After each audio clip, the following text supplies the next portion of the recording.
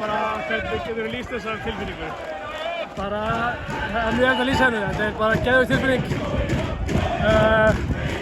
Við erum búin að vinna svona í seinni umferðinni, búin að leggja mikið á okkur og ekki bara fyrir okkur, fyrir alla sem eru í stúkunni og þetta er bara geðveik tilfinning.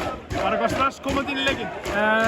Já, eða svona, þú veist, já, alveg smá sko, en þú veist, ég var búin að fara yfir þetta á fundum og eitthvað, það væri bara leikur og svo leiðist, gaman eitthvað Kristján.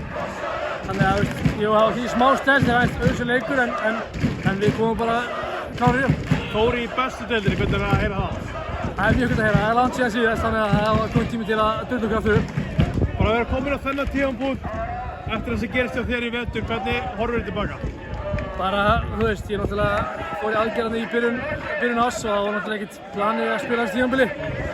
En þú veist, ég er bara búinn að taka frekar mikið af sénsum og gera kannski hluti sem ég á ekki að gera og bara það að fá að spila í 4-5 leikjum og fyrsta vítaspyrnuleik, bara það bara gerir helling fyrir mig. Mikið stolt? Já, ég veit það, það er náttúrulega svo mikið Þórsari líka, þannig að þú veist, ef ég spila fyrir liði heldur þá er ég svo mikið Þórsari, þannig að þetta er svona double win. Til hamingju. Takk.